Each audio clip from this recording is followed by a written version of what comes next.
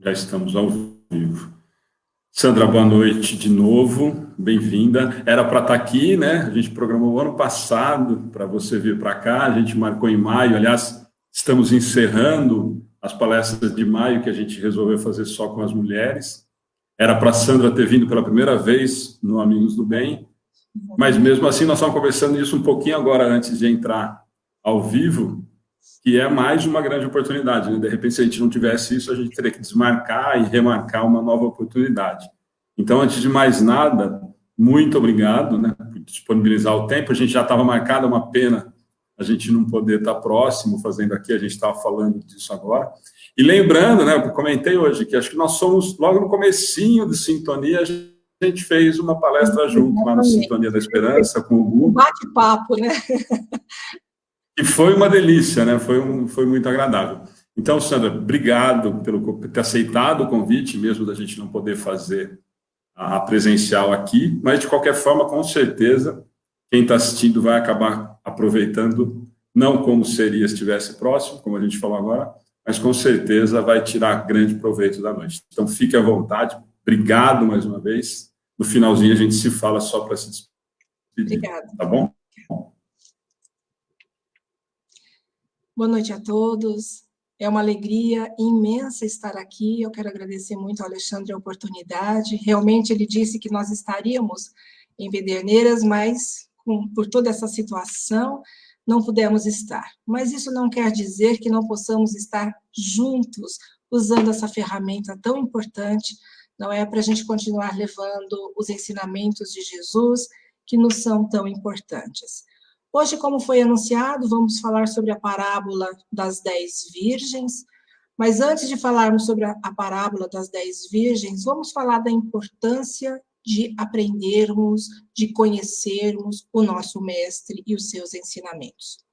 Bom, os ensinamentos de Jesus, eles são atemporal, ou seja, não importa o tempo, eles são muito atuais. Quando Jesus veio trazer os seus ensinamentos, ele não falava apenas para o povo daquela época, mas ele falava para todos nós de uma forma geral. E ele não fala para o povo, só o povo da época, mas tudo aquilo que eles já haviam passado, porque nós somos uma somatória. Hoje eu sou e trago comigo todas as minhas experiências, os meus anseios, os meus desejos, que estão lá no meu inconsciente. Então, muitas dos meus desequilíbrios mentais, não é? Aliás, dos meus desequilíbrios emocionais, nós trazemos conosco. Então, nós podemos dizer que Jesus também é um psicoterapeuta. E os seus ensinamentos são tratados de psicoterapia otimista. Porque quando nós aprendemos os seus ensinamentos, isso nos fortalece muito. Então, ter Jesus, estar com Jesus, é conhecer, é vivenciar esses ensinamentos. Por isso, Paulo de Tarso já dizia: quem tem Jesus no coração tem as suas necessidades modificadas. E, de fato, quem tem Jesus no coração, quem conhece os seus ensinamentos e quem vivencia os seus ensinamentos, tem mais fé, tem mais esperança, e isso nos traz até saúde. Por quê? Porque estimula o nosso sistema imunológico, porque os seus ensinamentos são roteiros de reflexão. Então, estimulando nosso sistema imunológico, nos traz saúde. Assim também como estimula os nossos neurônios a produzirem os neurotransmissores, aqueles hormônios que chamamos que é tão importante, a serotonina, a ocitocina, a dopamina, né, a adrenalina, tudo isso é importante para nos dar bem-estar. Então, por isso que dizemos que Jesus também é um psicoterapeuta, porque vejam, né, a importância de termos o conhecimento dos seus ensinamentos, que nós vamos alimentar a nossa fé, vamos alimentar a nossa esperança, né, e isso vai, como eu disse, nos trazer saúde. O que aconteceu com a mulher hemorrágica? Há 12 anos com hemorragia. Imagina o sofrimento dessa mulher, mas ela tinha certeza de estar com Jesus, ela seria curada. E ela foi ali se acotovelando até chegar o mestre, e quando tocou em suas vestes, ela sentiu cessar aquela hemorragia. E quando Jesus perguntou quem me tocou, e as pessoas que estavam próximas a ele disseram: mas mestre, quantas pessoas estão aqui? Ele disse: não, quem me tocou, porque eu senti sair de mim virtudes. Então, ela disse, ela se tocou, né, sabia que era para ela, e ela então se apresentou ao mestre, e o mestre disse, a sua fé te curou. Então, veja a importância da fé. Quantas pessoas têm problemas sérios, mas têm a fé, e a fé ajuda no tratamento, muitas vezes ajuda até na cura.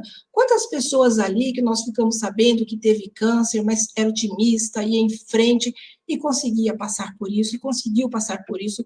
Por quê? Porque encontrou a força na fé, encontrou a força, encontrou esperança nos conhecimentos, né, nos ensinamentos de Jesus. Então, todos nós, no momento ou outro, podemos ter alguma queda, né? A nossa emoção pode ficar abalada. Então, precisamos conhecer Jesus, porque o conhecimento dos ensinamentos de Jesus, de fato, vai nos fortalecer, né? Nós vamos ter forças para enfrentar todos os problemas, né? Esse aí que nós estamos enfrentando agora, essa pandemia que estamos, muitos vão ficar ali depressivos, deprimidos, vão talvez adquirir uma síndrome do pânico, mas se a gente tiver Jesus, a gente consegue enfrentar, né? Então é preciso, de fato, ter Jesus. Mas além de grande psicoterapeuta que foi o mestre, ele, como eu disse, além de psicoterapeuta, ele também é mestre, também é pedagogo. Mas Jesus, ele nunca foi à escola. Mas Jesus não precisava estudar, porque ele não precisava aprender, ele veio para ensinar. E quando as pessoas conheciam Jesus e ficavam admiradas do seu conhecimento, até nós vamos ver, né, em Mateus capítulo 13, versículo 54, quando chegam a ele e diz, de onde vem essa sabedoria e poderes miraculosos? Porque além de sabedoria, Jesus também produzia fenômenos, porque sabemos que milagres não existem. E as pessoas ficavam admiradas por isso. Assim também como em João, capítulo 7, versículo 15, diz, como sabes essas letras sem ter estudado? Porque Jesus não foi à escola, mas Jesus, como eu disse, sabia tudo. O espírito de maior envergadura que passou pela terra. Ele, de fato, não precisava aprender, mas sim ele veio para ensinar. E as parábolas que Jesus contava, nós vamos falar da parábola das 10 virgens, as parábolas eram uma narrativa, era uma história que normalmente Jesus tirava ali do cotidiano das pessoas. Ele tirava, por exemplo, da agricultura, da pecuária, da pesca. Nós vamos ver, por exemplo, a parábola do semeador, como era, né, que eles faziam na época para semear. Então, ele tirava esses exemplos para poder passar uma mensagem a essas pessoas. Então, a parábola são formas literárias usadas por Jesus que melhor coadunou, que melhor combinou, que melhor harmonizou a mensagem que ele pretendia transmitir. Por isso que dizemos que era uma forma pedagógica, porque é muito mais fácil de você gravar uma mensagem do que você ficar escutando uma pessoa ali durante 45, 50 minutos numa palestra. Se a pessoa, ao final da palestra, contar uma história, ela vai levar a história consigo. E, às vezes, não vai lembrar tudo aquilo que foi dito durante a palestra. Então, a história era a forma pedagógica que Jesus utilizava para ensinar. Mas Jesus disse também que ele não veio até nós porque ele queria, ele veio em missão, porque ele foi enviado pelo Pai. Ele diz lá em João, capítulo 6, 34, quando ele diz, pois eu desci do céu não para fazer a minha própria vontade, mas a vontade daquele que me enviou. Então, ele foi enviado por Deus, né, para vir à Terra, e a missão do Cristo era, de fato, trazer esses ensinamentos importantes para que nós pudéssemos seguir o caminho do bem. Por isso ele disse, eu sou o caminho, a verdade e a vida, e ninguém vai ao Pai senão por mim. Eu sou o caminho, porque esse caminho ele já percorreu, porque Jesus foi criado como nós, simples e ignorantes. Deus não privilegiou ninguém. Hoje ele já faz parte da ordem crística. Então, ele sabendo esse caminho, ele veio mostrar como é que nós devemos seguir. Assim também como ele disse, eu sou a verdade, porque a verdade que ele traz é a verdade do Pai, é a verdade imutável, é a verdade perfeita. Os ensinamentos de Jesus são perfeitos, porque é a verdade do Pai. E também eu sou a vida, Por quê? Porque ter Jesus, como diz Paulo de Tarso, tem as suas necessidades modificadas. Nós precisamos ter Jesus em nossos corações. E quando ele diz, ninguém vai ao Pai senão por mim, ninguém vai ao Pai se não viver o amor. Porque Jesus é a personificação do amor. Ele é a verdade, porque é a verdade que ele traz do Pai. Mas cristianismo não é religião. Cristianismo é modo de vida. Então, independente de religião, ou se a pessoa não tiver religião nenhuma, mas se vivenciar o amor, de alguma forma vai estar vivenciando o cristianismo. Porque, como eu disse, o cristianismo é modo de vida. Então, através das parábolas, que era essa forma pedagógica de Jesus ensinar, ele trouxe as grandes verdades acerca de Deus e o seu projeto. O projeto de Jesus qual era? O projeto de Jesus era fundar o reino de Deus em nossos corações. O reino de Deus não é um local como muitos pensam, né? Ah, olha, fulano de tal morreu, agora ele está no reino de Deus. Que bom que fosse tão fácil assim. O reino de Deus é uma conquista. E nós precisamos conquistar, né, o reino de Deus através das virtudes. Eu sempre falo que as virtudes são os tijolinhos que nós vamos construindo pouco a pouco o reino de Deus. Então, quando nós vamos ler os evangelhos, né, nós precisamos tomar muito cuidado com a interpretação. Enganam-se aqueles que acham que os espíritas não leem a Bíblia. Os textos bíblicos, tanto o Antigo quanto o Novo Testamento, são muito importantes para todos nós. Mas é preciso saber interpretar, é preciso saber contextualizar. Por quê? Porque eram outros tempos, outros hábitos, outros costumes. Uma palavra, naquele tempo, tem um sentido totalmente diferente hoje. Daí o cuidado para interpretar aqueles textos. Então, os textos evangélicos, né, são linguagens poéticas, uma linguagem simbólica, há códigos a serem decifrados. E como eu vou fazer para decifrar esse código, né? Qual é a chave para decifrar esse código? Sem dúvida nenhuma, para decifrar esse código, nós precisamos conhecer o Espiritismo. Nós precisamos conhecer Kardec. Nossa, Sandra, mas só quem conhece Kardec vai entender Jesus, vai entender os textos que ali se encontram? Eu vou provar que sim. Foi retirado, né, dos textos evangélicos a questão da reencarnação, a questão da fenomenologia, está lá na Bíblia. Só que na época de Jesus, eles não sabiam muito bem como se dava a reencarnação, mas quando se fala ressurreição do espírito, é você ressurgir para a pátria espiritual, para a verdadeira pátria. Quando Jesus morre lá no madeiro, que ele ressurge depois, ele ressurgiu, né, a ressurreição do espírito, ele ressurgiu na vida espiritual. E ressurreição da carne seria a questão da reencarnação. Então, a reencarnação, ela está assim lá na Bíblia, só que não com o termo reencarnação, porque reencarnação foi utilizada mais por Kardec, mas usava-se paligenesia, usava transmigração da alma, muitas formas para falar sobre a reencarnação. Nós vamos ver, por exemplo, a conversa que Jesus teve com Nicodemos, um doutor da lei, uma pessoa do Sinédrio, né, que hoje seria mais ou menos um juiz do Supremo Tribunal Federal. Ele vai buscar Jesus na calada da noite para perguntar como é possível o espírito voltar ao ventre de sua mãe. E o que Jesus diz? É preciso nascer da água e do espírito. Água significa matéria, né? E o espírito voltando à matéria. Mas nós vamos ver a questão da fenomenologia, da mediunidade. Os profetas eram médiuns. Nós vamos ver a explosão mediúnica no dia de Pentecostes, quando os apóstolos falavam em línguas diferentes à sua, que nós chamamos de xenoglossia.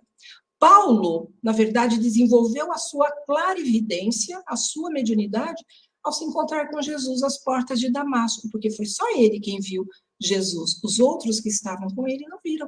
Nós vamos ver, por exemplo, que Maria de Magdala, quando busca o corpo de Jesus que havia sumido, Jesus aparece a ela e ela tenta tocar em Jesus, e o que Jesus disse? Não me toques, ainda não fui ao Pai. Por quê? Porque ela estava vendo Jesus através da sua mediunidade. Então, nós precisamos buscar decifrar o código. Nós precisamos contextualizar. Então, quando lermos os evangelhos, nós precisamos buscar o espírito da letra. e não a letra do Espírito. E Jesus, ele ensinava de duas formas. Jesus ensinava através dos gestos e através das palavras.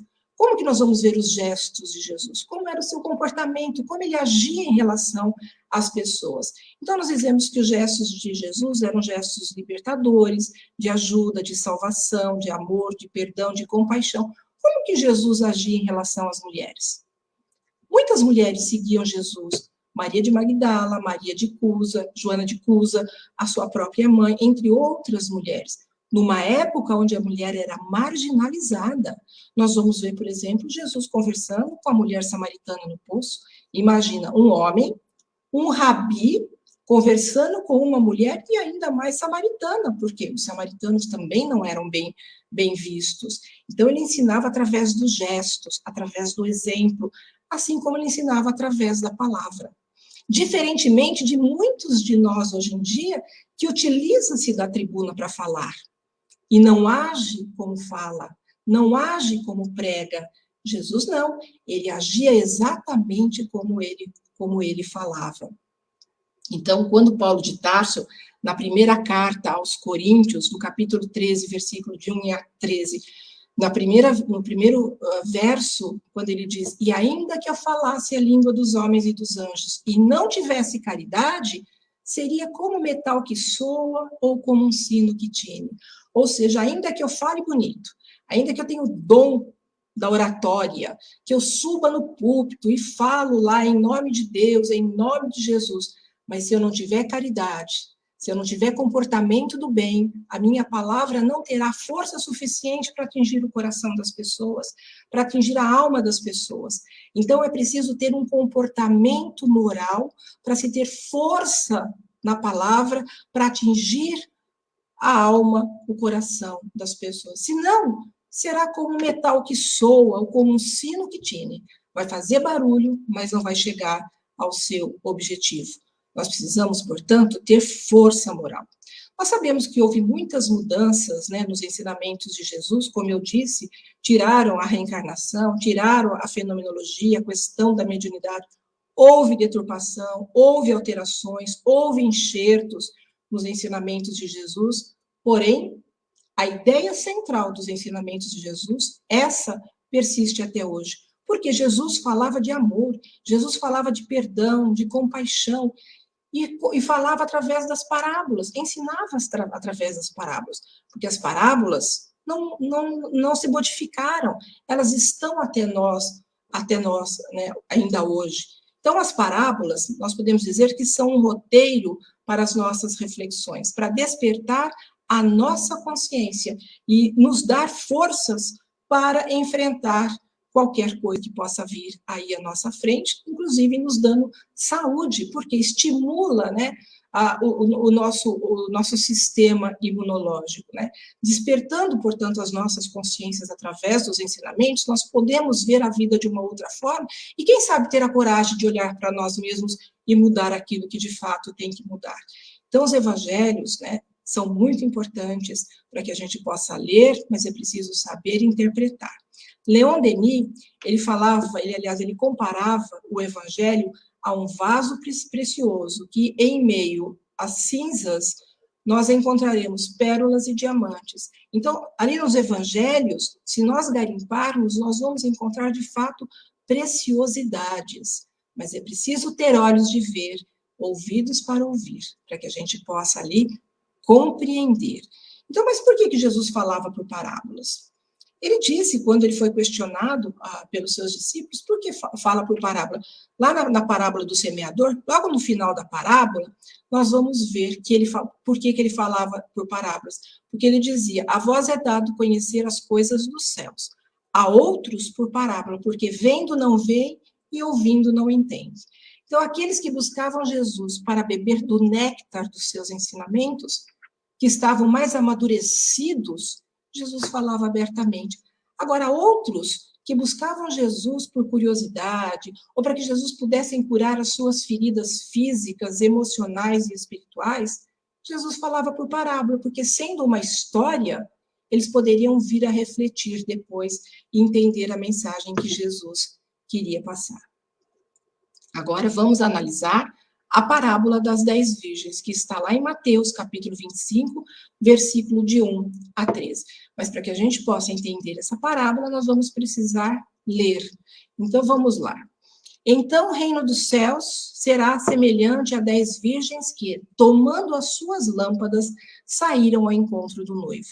5 dentre elas eram nércias, descuidadas, e 5 eram prudentes. As nércias, tomando as suas lâmpadas, não levaram azeite consigo, mas as prudentes levaram azeite em suas vasilhas, juntamente com as lâmpadas.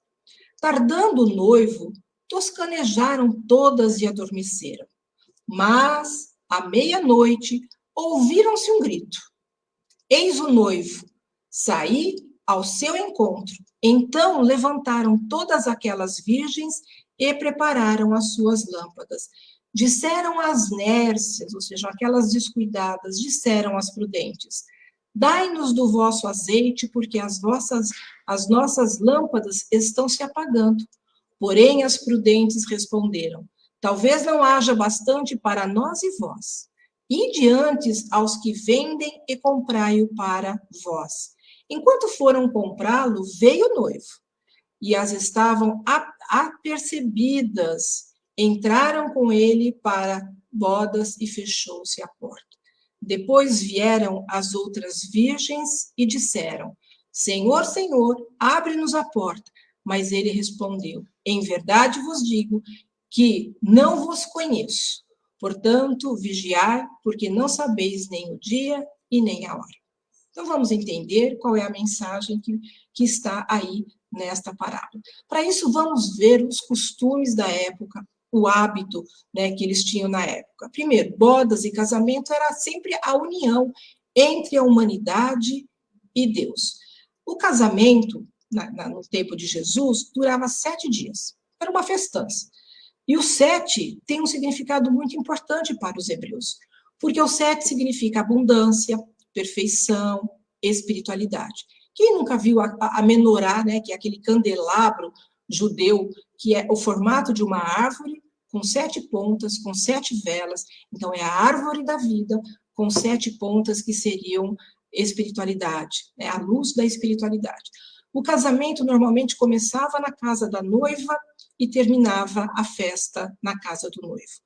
Então, o reino de Deus será semelhante a 10 virgens, diz a parábola. Virgens nessa parábola significa todos aqueles que se esforçam para chegar à perfeição moral.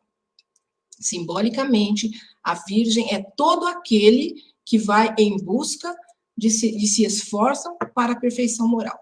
A noiva sempre convocava as pessoas, as amigas mais próximas, primas, irmãs, para fazer o cortejo ali do noivo até o casamento.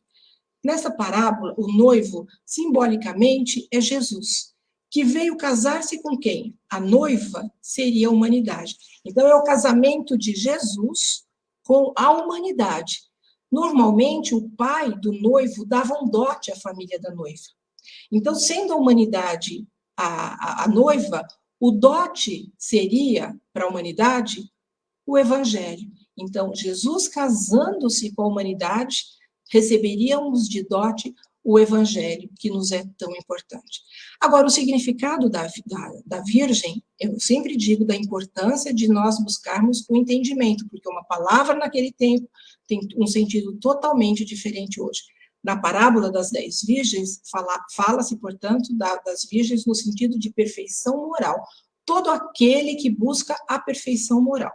Mas, normalmente, virgem, nos evangelhos, não se refere a corpo, né, mas sim pureza de alma, né, alma incorruptível, aqueles que se resguardam espiritualmente das corrupções do mundo. Seria, no caso, o sentido de virgem, de virgindade. Corrupção. Quando a gente fala em corrupção, o que a gente lembra? Político? Não, não seriam só os políticos. Não é apenas aqueles que recebem suborno, mas corrupção é todo o ato de levar vantagem. Bem aquilo que os brasileiros falam, né? O brasileiro gosta de levar vantagem em tudo. Isso é corrupção. Aquela pessoa que faz a gambiarra lá no fundo de casa para pegar água, para pegar energia, para pegar, sei lá, telefone, televisão, internet, não importa, aquelas gambiarras que o pessoal faz. Isso é corrupção. Estacionar em local que não se deve, por exemplo, você tem só uma vaga de deficiente ou de idoso, não tem outro lugar, você vai lá e estaciona. Uma vaga que não seria para você. Isso é corrupção. Quando você fura uma fila, é corrupção. Quando você joga lixo no terreno do vizinho para se livrar, é corrupção. Então, corrupção é querer levar vantagem em tudo. E isso, a corrupção, ela é alimentada pelo egoísmo e pelo orgulho, que são os dois grandes males da humanidade.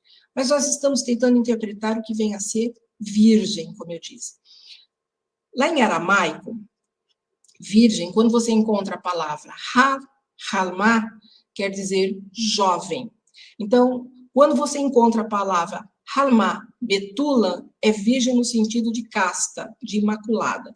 Então, podemos dizer que Maria, até hoje muitos dizem Maria é virgem imaculada, ou seja, aquela que não teve um contato carnal nunca. E nós sabemos que Jesus nasceu de vias normais, e ela engravidou de vias normais. Ela casou-se com José e engravidou de vias normais. Então, nós podemos dizer que quando ela era solteira, ela era uma halma betula, ou seja, ela era imaculada, ela era casta.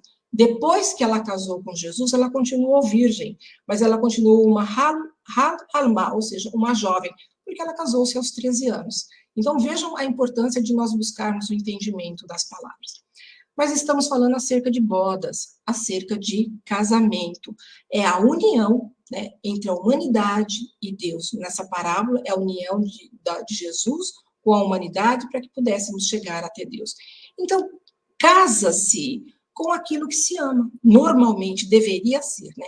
Casa-se com aquilo que se ama. Aquilo que traz no coração. O verdadeiro sentimento.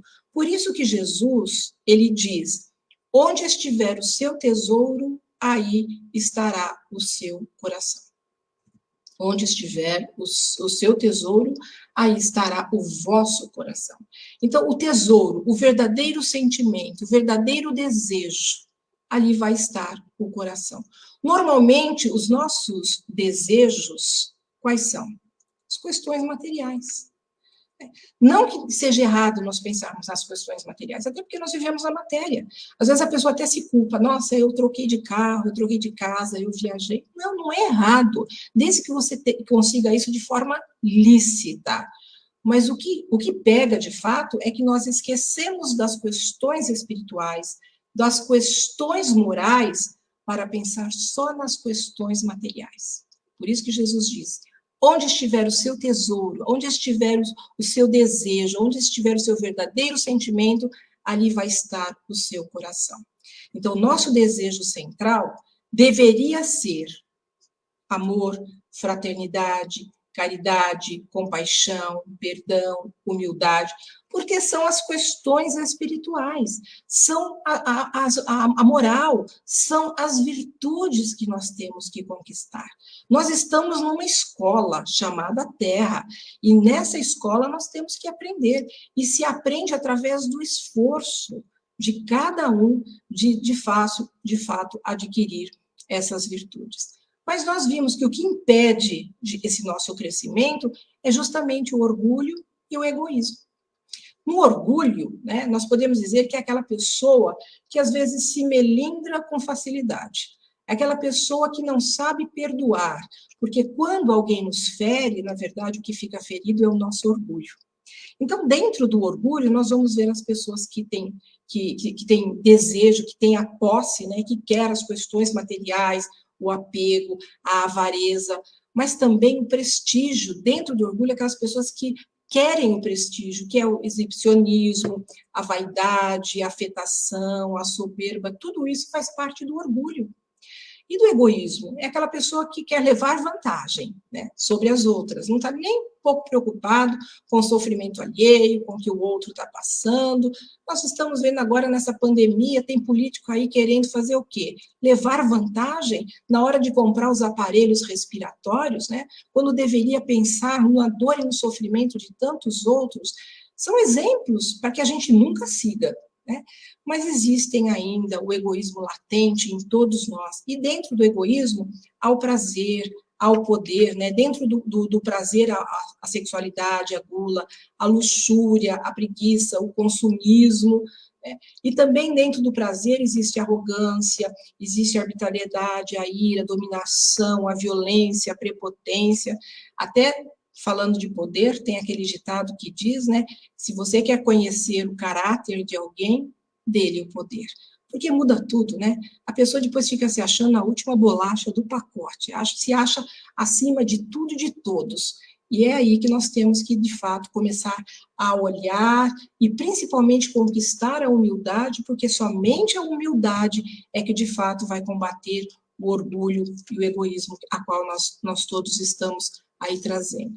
Então, com o que nós devemos nos casar, na verdade? Onde deve estar o nosso coração? Allan Kardec diz lá no Evangelho segundo o Espiritismo, lá no capítulo 15,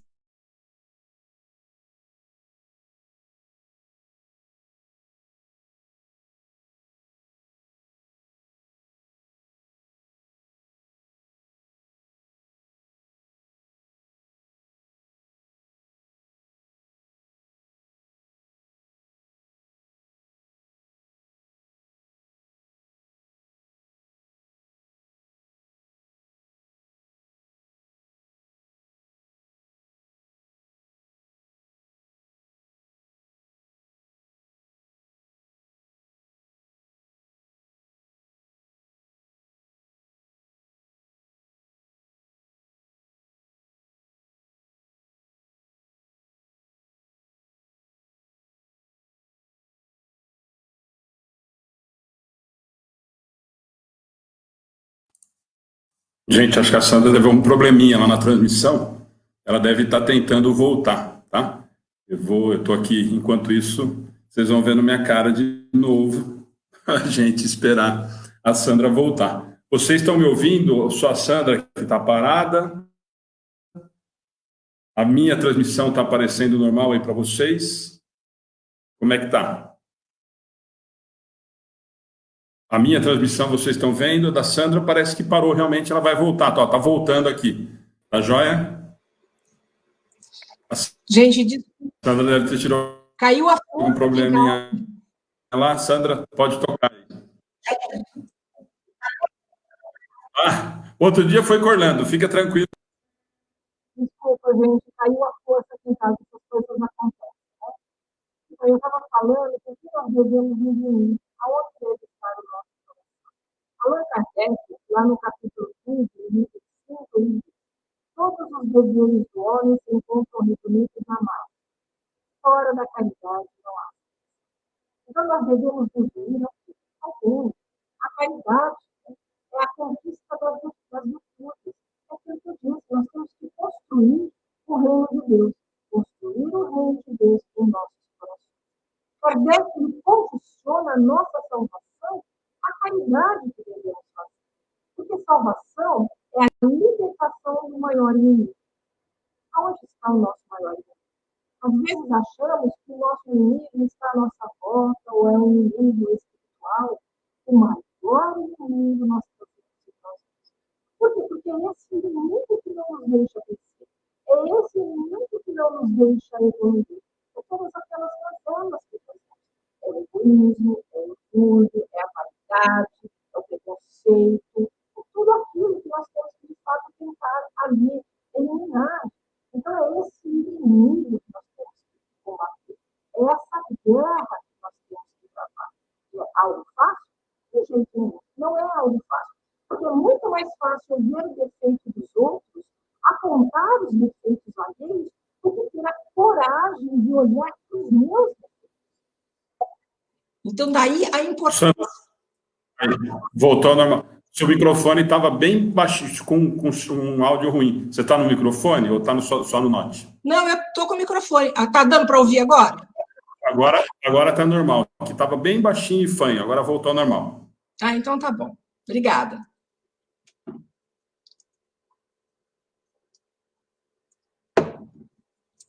Então, nosso maior inimigo, essa batalha que nós temos que travar, é com esse inimigo que trazemos em nós mesmos.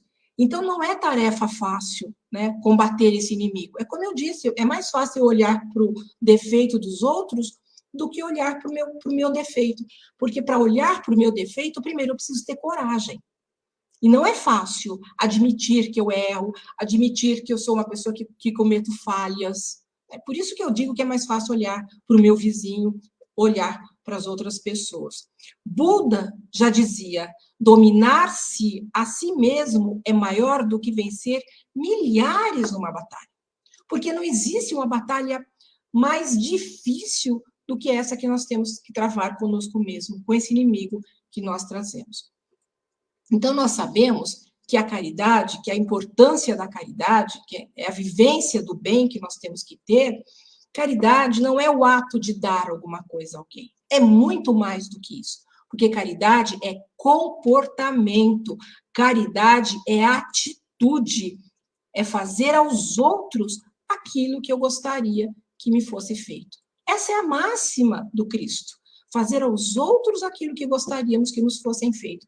Porque caridade, a verdadeira caridade, é quando nós esquecemos de nós mesmos para pensar no nosso irmão. É quando nós desenvolvemos sentimentos, é ter empatia, é se colocar na condição do outro.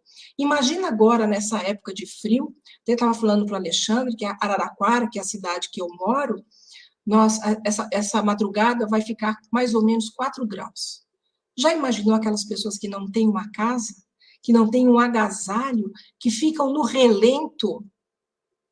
Como não ter compaixão com o sofrimento dessas pessoas? Se você não se sensibilizar com a dor alheia, com o sentimento do outro, você está com o coração endurecido. Nós temos que desenvolver sentimento. E só se desenvolve o sentimento se colocando na condição do outro. Se eu estivesse naquela condição, o que eu queria que fizessem a mim? Isso é empatia. E nós temos grandes exemplos de pessoas que viveram pelo outro, viveram por aqueles que sofriam, tentando amenizar a sua dor. Nós vamos ver, por exemplo, no Chico Xavier. Chico, ele esquecia dele próprio. Ele nem lembrava das dores físicas, das suas doenças, para pensar no outro. E quando ele começava a pensar nas suas doenças, Emmanuel já encostava nele e dizia, Chico, vai lá para a periferia, vai ficar lá, ver os nossos irmãos. E quando ele chegava próximo, que ele estava com as pessoas, ele dizia, o que é a minha dor perto da dor do meu irmão? Então, nós precisamos nos envolver com a dor.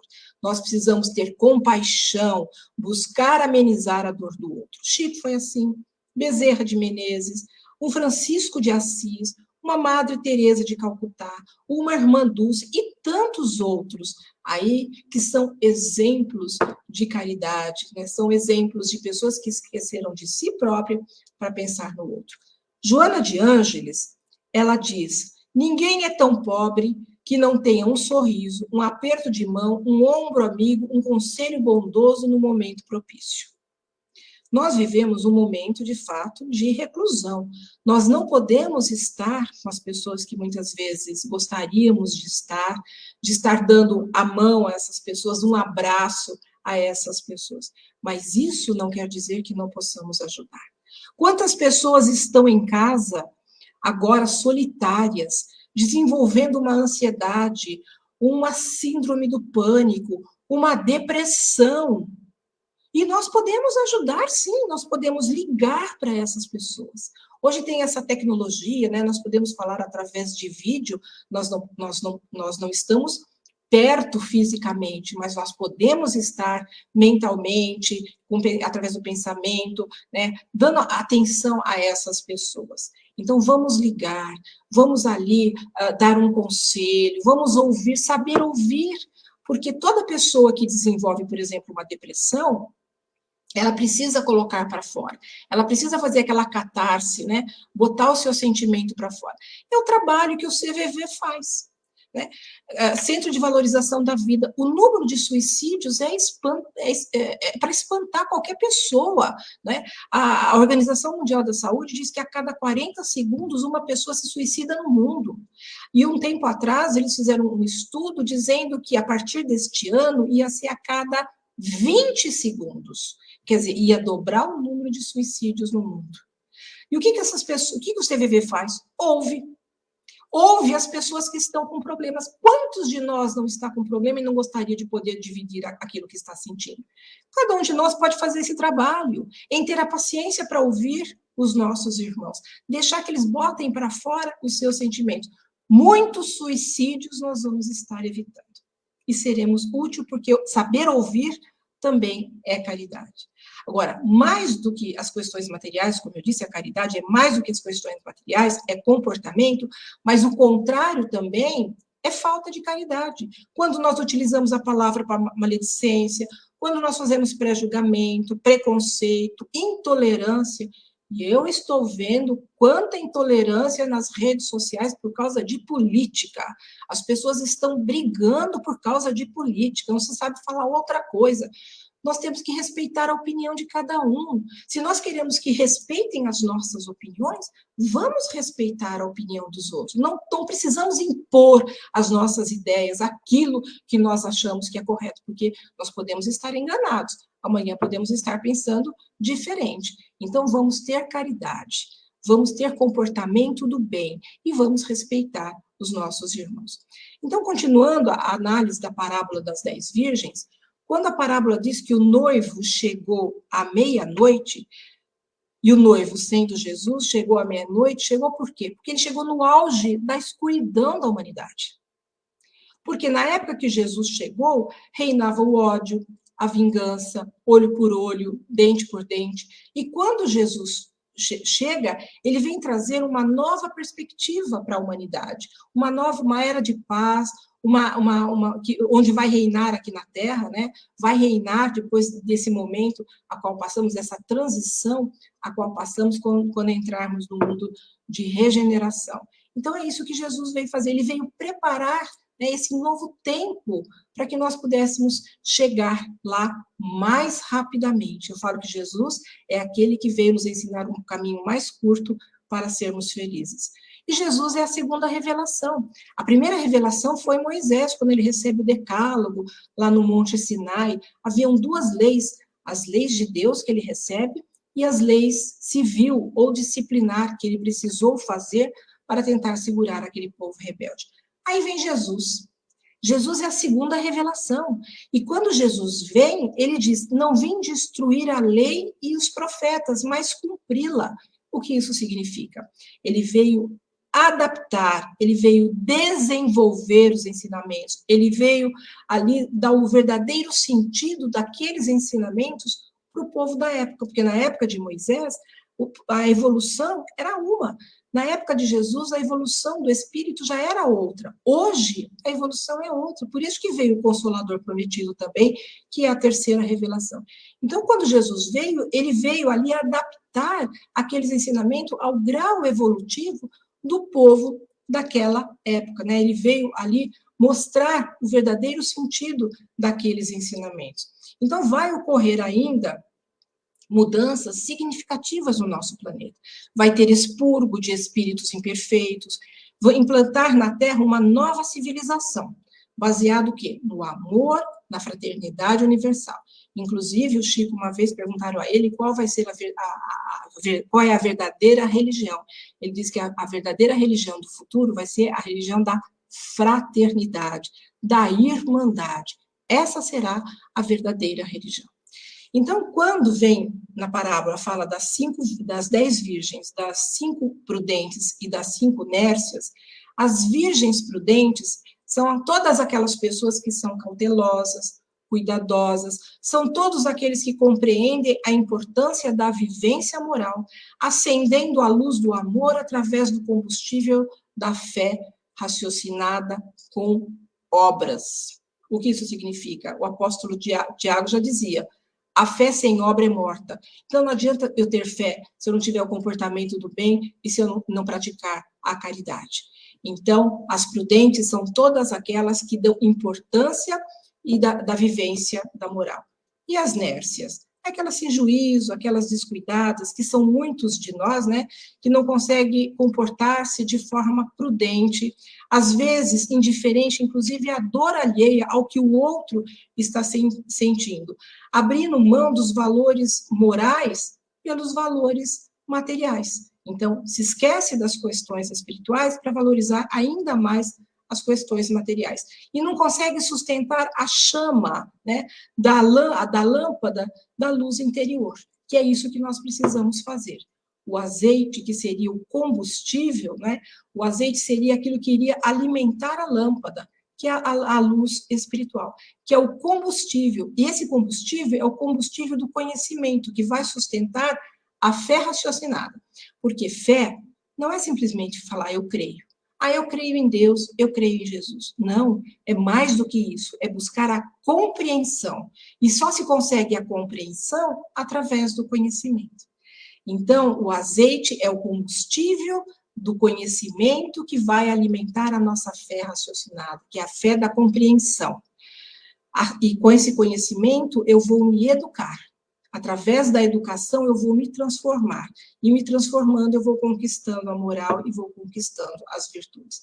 Agora, quando as virgens prudentes se recusaram a dar o azeite, as virgens nércias, aquelas virgens descuidadas, isso significa que não se consegue transferir virtudes. Por quê? Porque o progresso é individual. Aquilo que eu conquistei é meu. Eu não consigo dar aos outros a minha conquista moral. Então, não se consegue transformar ou dar ao outro aquilo que, de fato, se conseguiu. Embora ninguém evolui o outro, eu não consigo evoluir o outro, mas também ninguém evolui sem o outro. Porque a sociedade é um ser coletivo. Então, eu aprendo com o outro e o outro vai aprender comigo. Então, através do bem, nós vamos contagiando as pessoas. Então, olha a importância do meu comportamento do bem, porque através do meu comportamento do bem, eu vou fazer com que as outras pessoas possam se inspirar em mim. Buscar seguir também. Eu não falei que Jesus ele ensinava através de gestos e através da palavra? Os gestos, né, é a melhor educação que se tem, porque não adianta eu falar uma coisa e fazer outra. Então, é preciso dar exemplo. Nós não podemos mudar o outro, mas, eu disse, dar condições para que o outro possa mudar através dos nossos exemplos. Kardec, ele fala em obras póstumas, é pela educação, mais do que pela instrução, que a humanidade evoluirá. Sem dúvida, é pela educação, mais do que pela instrução. Por quê? Porque a instrução e o conhecimento deve ser apenas a ferramenta da educação. Então, nós vamos nos educando através do conhecimento que nós vamos adquirindo. E quando aquelas virgens nércias que foram atrás do azeite, quando voltaram, o noivo já tinha entrado com as prudentes e a porta se fechou, o que aconteceu? Elas bateram na porta e ficaram, Senhor, Senhor, ficaram gritando. Isso significa que elas tinham uma fé fictícia. É o que acontece com muitos de nós, que têm uma fé fictícia, porque só lembra do Senhor, só lembra de Deus, quando nós estamos enfrentando problemas, quando nós estamos enfrentando um momento difícil, aflições, não é? Então, no momento de dor, nós acabamos lembrando do Senhor, né? Acabamos orando, pedindo ajuda, mas o nosso comportamento é totalmente diferente. Nos outros dias que nós estamos bem, nós nem lembramos do Pai, nem lembramos de Deus. Mas a fé, ela é importante para ajudar que tenhamos resignação. Porque fé é compreensão. E a resignação não é simplesmente eu cruzar os braços diante da dor e achar que eu mereço. Não. A resignação é eu não ficar, né, reclamando, me vitimizando. Ai, por que isso está acontecendo comigo? Ai, não. Mas Deus nos deu uma ferramenta importante, que é a inteligência, para que nós possamos buscar soluções para aquilo que nós estamos enfrentando. Então, na oração, eu tenho que buscar na oração também ajuda para que eu possa enfrentar aquilo que eu não posso mudar. A resignação é simplesmente não ficar ali se lamentando, mas é buscar as forças necessárias para continuar a enfrentar a vida. Porque tudo é aprendizado, até mesmo a dor pela qual nós estamos passando.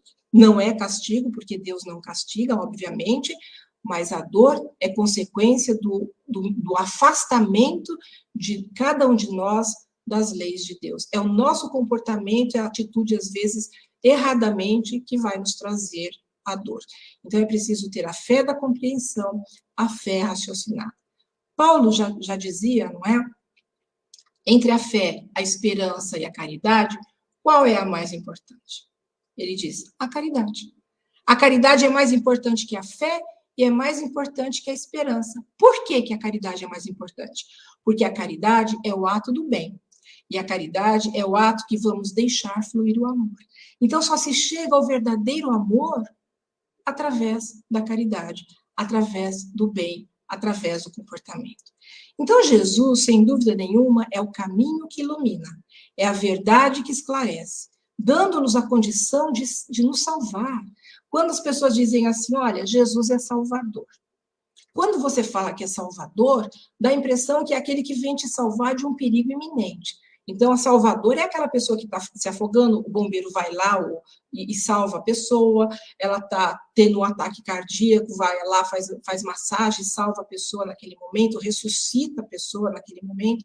Esse é o Salvador. Jesus é Salvador num outro sentido. Ele veio dar condições para que nós nos salvássemos, porque nós temos que andar com as próprias pernas. Eu disse, nós não podemos transferir virtudes e ninguém pode nos dar virtudes. Ninguém pode tirar de mim os meus erros. Eu é que tenho que eliminar esses erros. Então, Jesus é Salvador no sentido de nos dar condições para que nós nos salvássemos. Então, nós dissemos que para a gente compreender Jesus, acender a luz da fé e da razão, nós precisamos conhecer Kardec. Nós precisamos conhecer a doutrina espírita, essa doutrina consoladora, essa doutrina esclarecedora, que nos fortalece, que nos fala que somos espíritos imortais. Que é coisa mais maravilhosa de saber que nós temos uma única vida, porque a vida não cessa, uma única vida com várias oportunidades. Nós estamos aqui hoje, mas teremos oportunidade em outras vezes, através da reencarnação. É maravilhoso saber que somos espíritos imortais. Então, somente a prudência, né? Ou seja, a fé raciocinada, a fé com obras, como nós dissemos, nos guiará no caminho da vida, rumo à redenção espiritual, iluminação e também à plenitude. E João Batista, ele fala do casamento de Jesus com a humanidade. Nós vamos lá encontrar em João, capítulo 3, versículo 28 e 31, quando João Batista, aquele que de fato batizava, né, que disse que chegaria aquele que iria batizar, não iria batizar com a água, mas sim com o fogo e com o Espírito Santo. Aquele João Batista que veio preparar, né, o caminho para que o Mestre aqui estivesse. Ele diz o seguinte: vocês mesmos são testemunhas de que eu disse, eu não sou o Cristo, mas sou aquele que foi enviado adiante dele. Então, João Batista é aquele que veio antes do Cristo para preparar o caminho. E ele continua, a noiva pertence ao noivo. Quem que é a noiva? A humanidade. O noivo é Jesus. E ele continua, o amigo que presta serviço ao noivo e que o atende e o ouve, enche-se de alegria quando ouve a voz do noivo. Esta é a minha alegria que agora se completa. Então, ele é o quê? O amigo do noivo que presta serviço ao noivo. É aquele que veio preparar o caminho para Jesus. E ele fica feliz só de ouvir a voz do mestre. E ele diz, é necessário que ele cresça e eu diminua. Veja que coisa linda, a humildade de João Batista. Ele não queria aparecer, não é? Ele precisou apagar a sua própria luz para que a luz do Cristo surgisse. Foi o que Kardec fez. Kardec, que era Hippolyte Léon Denis Rivaio, que era conhecido na França, apagou a sua própria luz alguém que ninguém conhecia, um Allan Kardec que ninguém conhecia na época, para que a luz do Espiritismo surgisse, aparecesse, e não a dele. É isso que nós precisamos fazer, é o exemplo de humildade que eles deram. E João Batista continua: aquele que vem do alto está acima de todos. Aquele que é da terra pertence à terra e fala como é da terra. Aquele que vem do céu está acima de todos. É esse Cristo, né? Esse Espírito de maior envergadura, esse Espírito que veio até nós para nos auxiliar.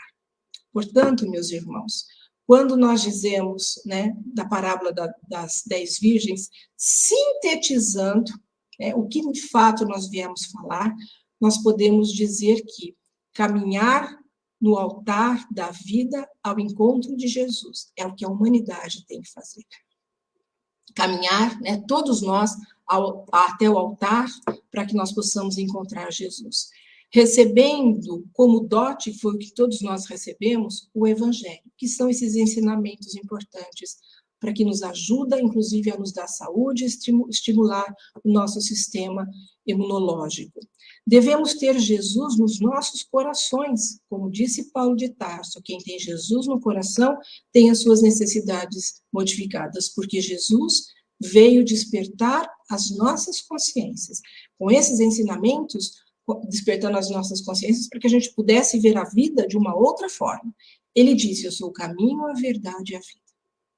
Iluminar as nossas almas através dos nossos esforços morais. Precisamos conquistar a moral, né? Sermos como as virgens prudentes, né? Tendo o combustível do conhecimento, que vai ser importante porque o progresso, ele é individual. Então, através do conhecimento, eu vou poder me modificar, eu vou ter a coragem de olhar para dentro de mim, de fazer aquela reforma íntima que é tão importante. Não podemos ser como as virgens imprudentes, não podemos ser, que são todos aqueles que não conseguem sustentar a chama interior das virtudes e da fé raciocinada com obra. Então, precisamos ser como as virgens prudentes.